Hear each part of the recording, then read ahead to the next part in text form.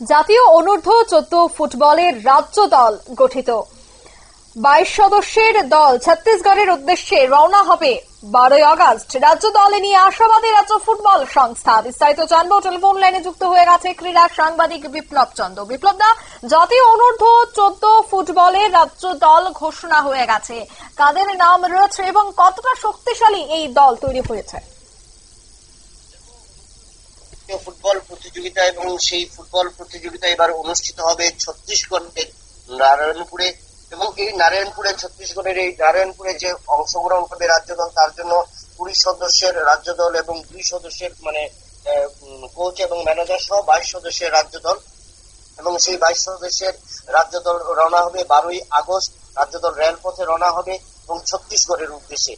কিন্তু এই ছত্তিশগড়ের উদ্দেশ্যে 22 সদস্যের দল রওনা হবার আগে রাজ্য দল নিয়ে যে দল ঘোষণা করা হয়েছে, সেখানে কিন্তু রাজ্য ফুটবল সংস্থা একাধিকবার মহিলা ফুটবলারদের নিয়ে বিভিন্ন ক্যাম্প করেছে, আবাসিক এবং অনাবাসিক ক্যাম্প করেছে, এবং তার মধ্য থেকে যে 46 জন ফুটবলার প্রথম অংশ নিয়েছিল, তার থেকে কিন্তু বাছাই প্রক্রিয়া 3টি বাছাই প্রক্রিয়ার মাধ্যমে কিন্তু সেই দল গঠন করা হয়। এবং এই যেসব 22 সদস্যের রাজ্য দল যাবে, সেই দল নিয়ে কিন্তু রাজ্য দলের ফুটবল কর্মকর্তারা, রাজ্য ফুটবল সংস্থা কর্মকর্তারা বেশ আশাবাদী।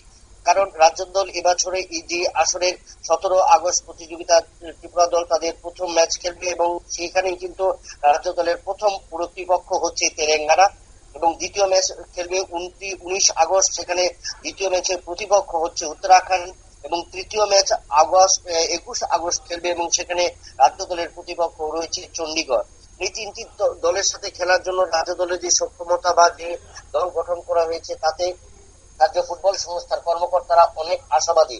কারণ স্পটার নিয়োগ করেই কিন্তু এই রাজ্য দল গঠন করা হয়েছিল, এবং বিভিন্ন ভাবে সেই ক্ষেত্রে যে মহিলা দলগুলো যে পকেট গুলো রয়েছে, যেখান থেকে ফুটবলাররা সবচেয়ে বেশি উঠে আসে, জম্পুইদলা রয়েছে ওমপি, রয়েছে তৈদু, বিশ্রামগঞ্জ এবং ত্রিপুরা স্পোর্টস স্কুল, সব জায়গা থেকেই সেরা ফুটবলারদের সেখানে বাছাই করা হয়েছে। এবং সেখানে রাজ্য দলের কোচ, রাজ্য দলের ম্যানেজার এবং রাজ্য ফুটবল সংস্থার কর্মকর্তারা আশাবাদী 3টি ম্যাচে রাজ্য দলের মহিলা ফুটবলাররা বেশ ভালো পারফরমেন্স করবে। কারণ অনূর্ধ্ব 14 যে ফুটবল টুর্নামেন্টের আগে যে সুব্রত মুখার্জি ফুটবল কাপ অনুষ্ঠিত হয়েছিল, সেখান থেকে সেরা ফুটবলারদের নিয়ে এই দল গঠন করেছে রাজ্য ফুটবল সংস্থা। তাই রাজ্য ফুটবল সংস্থা আশাবাদী এবছর যে ছত্তিশগড়ের নারায়ণপুরে যে আসর অনুষ্ঠিত হবে, তাতে রাজ্য দল ভালো ফলাফল করবে। অঙ্কিতা, ধন্যবাদ। অর্থাৎ জাতীয় অনূর্ধ্ব 14 ফুটবলের রাজ্য দল কিন্তু ঘোষণা করা হয়ে গেছে। 22 সদস্যের এই দল ছত্তিশগড়ের উদ্দেশ্যে রওনা দেবে 12 আগস্ট। তার আগে কিন্তু চলছে চূড়ান্ত প্রস্তুতি।